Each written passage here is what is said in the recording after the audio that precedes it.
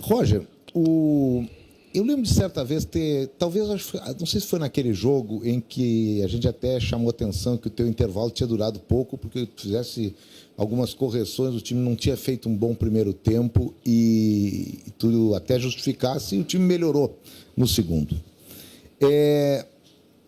O Inter não acaba gerando um estresse para si próprio? E a pergunta é praticamente a mesma. Tu vai lembrar porque tu é um cara que presta atenção. Não, lembro. O jogo de hoje não foi parecido e com outros que a gente viu aqui no meio de uma trajetória do Inter que, por vezes, como vai acontecer agora, tem outras competições paralelas em que uma condição de estresse físico e mental, o mais que tu pode evitar, tu não, o time, né, claro, deva ser evitado. Qual é o prejuízo que se tem com jogos como o de hoje, tendo compromissos como o da próxima quarta-feira? E eu nem estou falando aqui, porque a gente muito perguntou, e depois ele mesmo respondeu, a questão do Carboneiro. Por que não começou? Ele mesmo respondeu, então, quer dizer, essa questão, acho que ela passa. Mas por que o time depende de a gente costuma dizer, um puxão de orelha de intervalo? Externo. E, para efeito de estresse, a gente sabe quanto deve ter custado esse empate. Zé, a conversa de intervalo foi mais ou menos nessa linha, né, rapaziada? As questões táticas envolvidas no mau primeiro tempo a gente resolve, né, mas o nível de concentração, né, que a gente não teve até os primeiros 30 minutos são vocês que têm que voltar com um nível de concentração alto. Então, eu louvo novamente, mais uma vez, a gente ter conseguido se manter no jogo, ter uma grande recuperação em praticamente 60 minutos da partida. Ficamos na partida, amassamos o adversário, bola na trave, muitos tipos de finalização, defesas do goleiro. Porém, isso, né, pode fazer com que a gente leve desgaste para o jogo seguinte, né, porque se faz muita força. Então, talvez esses 30 minutos talvez tenha sido o pior 30 minutos desse um ano inteiro, né, à frente do Internacional. Né, e ficou muito claro, né, que o nível de prontidão que o Vasco entrou disputando já essa partida, estando na zona de rebaixamento, foi diferente do nosso, até os 30 minutos. Né, o que poderia, né, com as chances criadas pelo Vasco, ter determinado o placar da partida até os 30 minutos. A partir dos 30 a gente voltou, o ajuste que eu consegui fazer no campo deu um equilíbrio maior. É muito difícil sempre jogar com o estilo do Diniz, muito difícil. Geralmente ele vai ter o controle da bola, né, e mesmo assim o gol nós tomamos numa jogada de contra-ataque, né, nós estávamos com a bola, né, não foi nem na jogada em construção no modelo de jogo do Diniz. Então o prejuízo que a gente pode ter é levar algum nível de desgaste para o próximo jogo, Zé. E concordo, acho que tem semelhanças, né, talvez o jogo até contra o Nacional, não sei se é esse jogo que você está se referindo.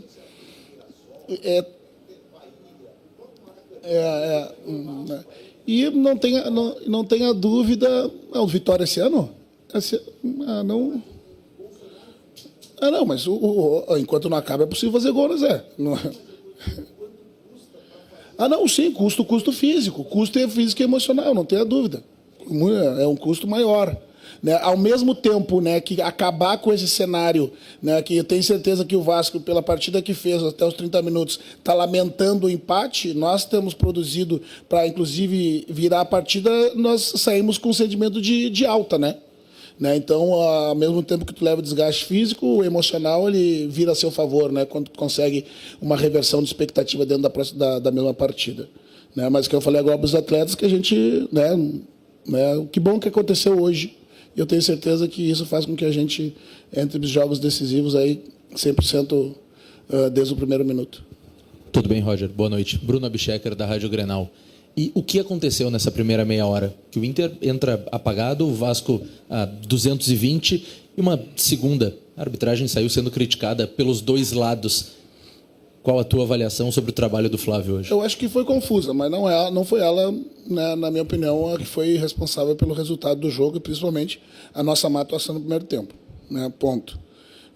O fato é que, como eu falei para o Zé, o Vasco entrou uma partida disputada na zona de rebaixamento e nós em plena ascensão no campeonato vindo de 3 vitórias e talvez a gente achou que naturalmente as coisas iam acontecer dentro de campo e não funciona dessa forma. né? E o pré-jogo foi bom, o aquecimento foi muito bom, a mobilização foi boa, mas ela não se traduziu, né, dentro do campo nos primeiros 30 minutos. Então, né, de novo, fica de positiva a reação, né, mas a gente tem que evitar a maior parte do tempo possível. Os ajustes ainda no primeiro tempo eu fiz, né, havia uma confusão ali, principalmente do lado esquerdo, que é o lado esquerdo do Vasco mais forte. Né, o Wesley estava no meio do caminho, né, e dentro dessas situações a gente fez contra o Santos. Quando acontece esse tipo de movimento, o Wesley sabe que ele precisa baixar na linha, né, porque eles estavam colocando 5 jogadores na linha, nossa linha defensiva, e eu precisava de mais um jogador. Esse jogador era um dos pontas que desce ali para fechar esse espaço. Né, e no meio do caminho, né, acabou que gerou uma superioridade em cima principalmente do nosso lateral direito, que é o Aguirre, que, né, ficou com 2 alvos, e daí é muito mais difícil, tu chega atrasado no tempo da marcação, as jogadas acontecem pelo lado. Naturalmente, o jogo do Diniz, ele esvazia o meio para ganhar o lado, né, progredir pelo lado e a partir daí voltar pelo meio de novo. Né? E a gente aceitou esse tipo de jogo sem conseguir estar com os ajustes de marcação bem feitos. Roger, boa noite. Leonardo Som, da Rádio Bandeirantes. Eu queria, Roger, que você comentasse um pouco a fase do Wesley, que é um jogador que não vem tendo boas partidas nos últimos jogos, não vem marcando gols também, que era uma marca dele no ano passado. Atuando pelo lado direito, você acha que isso não pode estar atrapalhando ele, ter que se, digamos, moldar ao estilo da equipe, abrindo espaço para o Carboneiro jogar pelo lado esquerdo? E outra, hoje você começou com o Gustavo Prado. Por que o Prado não começou na direita, e o Wesley na esquerda, como parece ser mais confortável para o próprio Wesley? Mas não é nada confortável para o Prado. O Prado, né, e por ser mais jovem, a ideia sempre é colocar o mais jovem no lugar onde tem mais segurança para atuar. Né? Então, o lugar onde o Prado se sente mais à vontade é na esquerda. Né?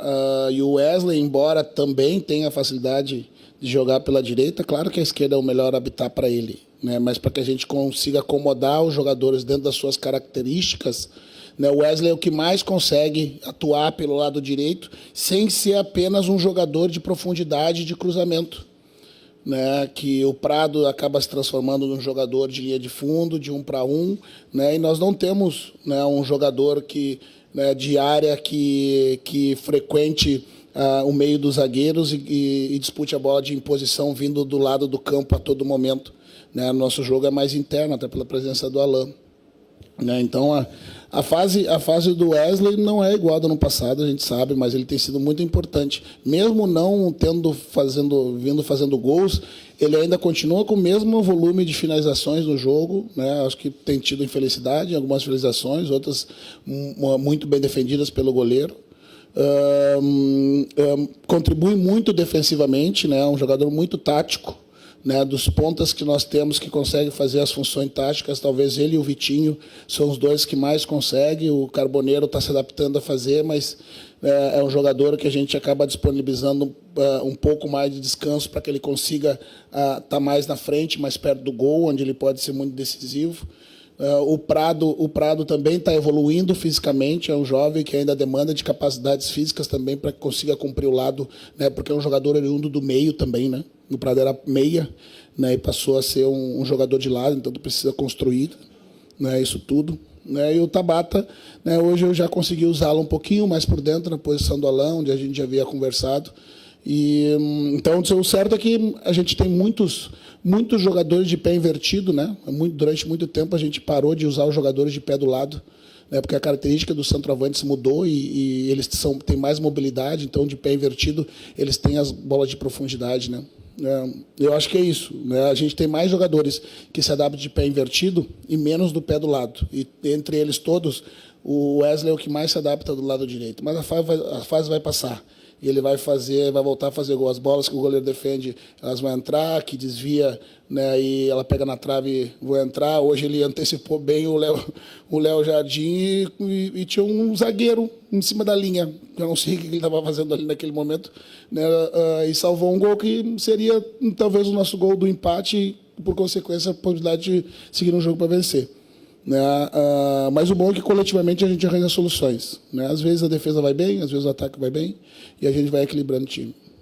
Roger, Paulo Nunes, Rádio Guaíba. Você falou que talvez foi os piores 30 minutos desde a da tua gestão aqui no Inter, esse início de jogo hoje contra o Vasco. E você falou da desatenção do time. Foi só desatenção? O Vasco chegou a te surpreender um pouco nessa postura que esteve aqui no Beira-Rio hoje.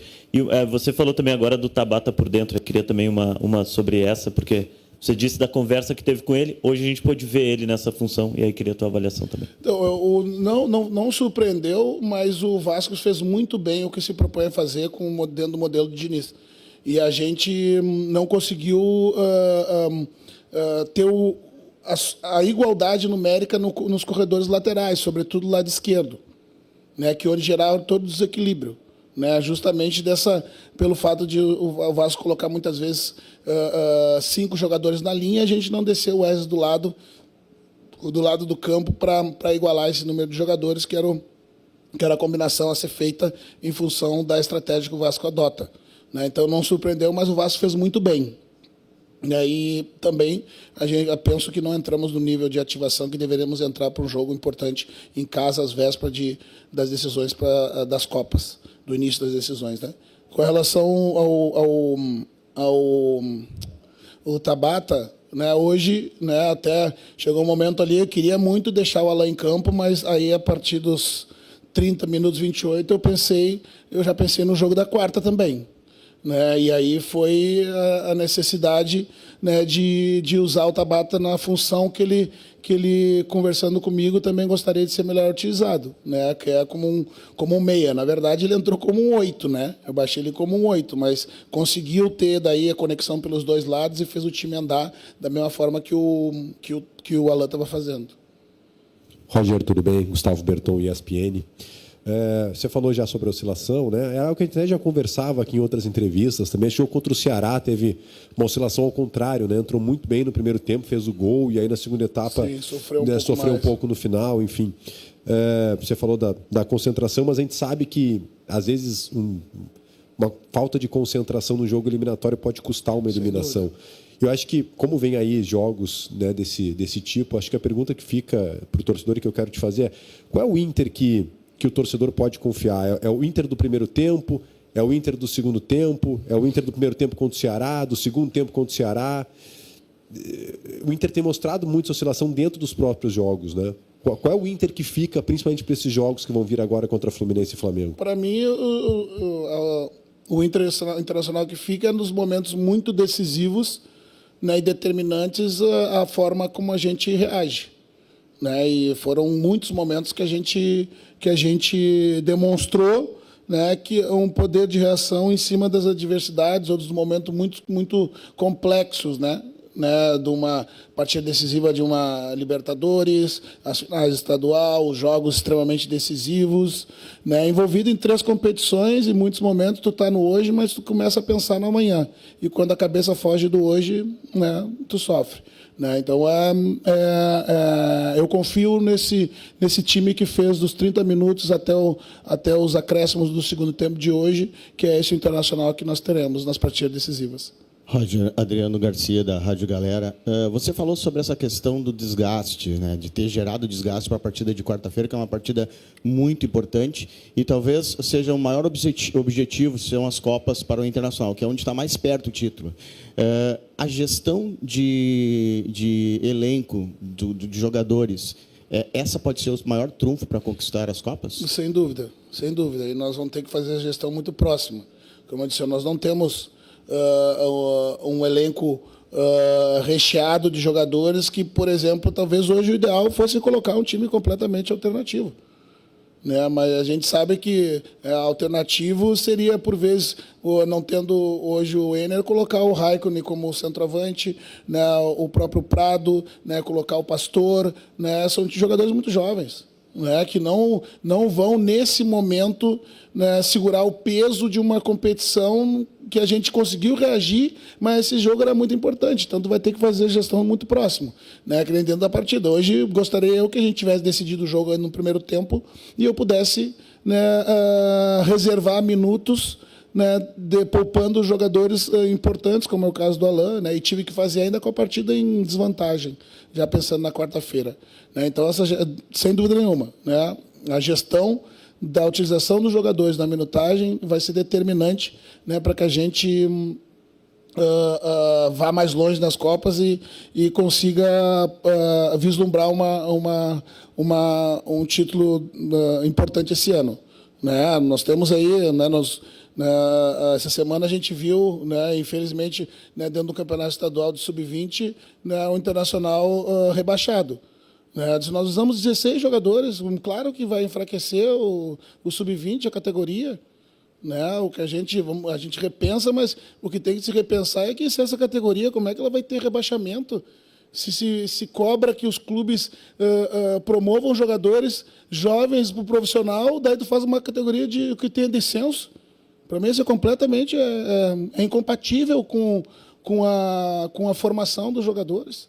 Né? Então, nós temos esses jovens que nos auxiliam sempre, né? Mas o ideal é pontualmente tu colocar eles em campo, junto com outros jogadores que servem de suporte para que eles atuem bem. Boa noite, Roger. Jairo Vink, do canal do Baldaço. Quando o Inter teve uma queda no primeiro semestre, ali eram com as 3 competições e muitas vezes tu repetia o time. Como é que vai ser administrado a partir de agora, que tu tem 4 decisões e tem 3 jogos pelo Brasileiro? É a conversa no olho a olho, né? Como eu peguei o Carbo ontem, né, ainda priorizando o descanso, né, e a gente conversando, como é que tu tá? Tu tá bem recuperado?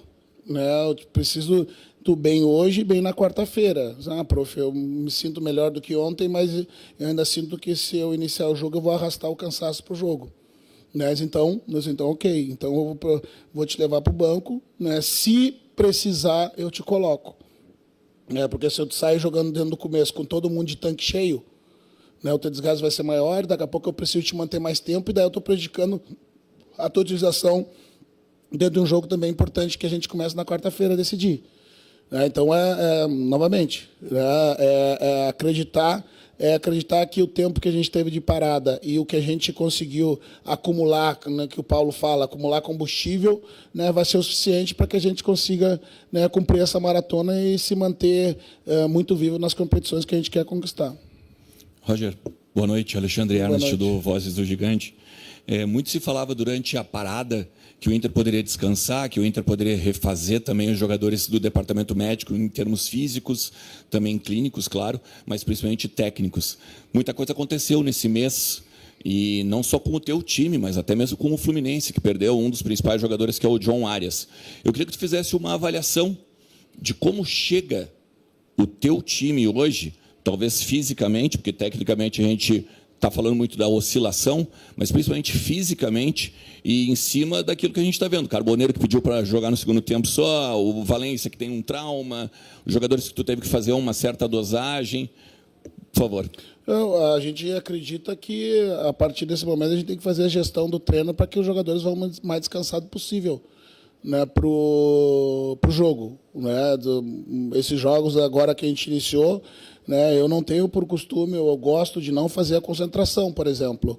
Né, mas agora a gente está optando em levar os jogadores para o hotel para a gente consiga ter um controle maior na alimentação, principalmente, né, que é bem importante para tu, né, acumular de novo energia. E no descanso dos atletas, ficamos em Santos, né, ficamos em São Paulo no retorno do jogo contra o Santos, só voltamos na tarde da quinta-feira, justamente para que a gente conseguisse priorizar, descansar os atletas e ter uma boa alimentação, e depois liberamos à tarde.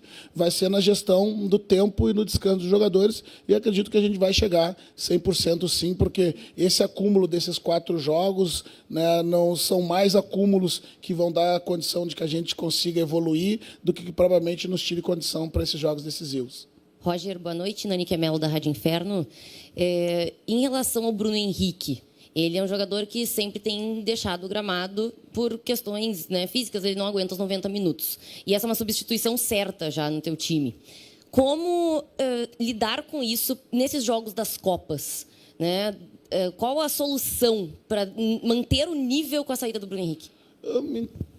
Então, na verdade, o desgaste, a retirada do Bruno para o jogo de hoje, especialmente, foi porque eu precisava abrir o time, né, e colocar mais opções de ataque. Naturalmente, essa função que o Bruno exerce dentro do meu time, dentro da estrutura do meu time, que o Thiago já exerceu, ela é naturalmente desgastante. Porque tu participa muito dos dois processos, da pressão alta, do bloco médio, do bloco baixo, e o Bruno é muito voluntarioso e muitas vezes até acaba sobrecarregando, muitas vezes tentando apagar incêndio que não é seu. Mas, novamente, essa gestão do tempo. Hoje acho que o Bruno ficou em campo 60 minutos, só 70, 65 minutos.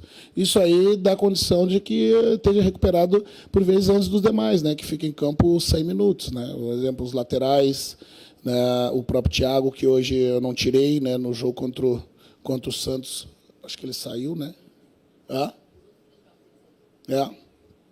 Então, de novo, é fazer a gestão do descanso e, infelizmente, trabalhar menos no campo do que eu gostaria. Boa noite.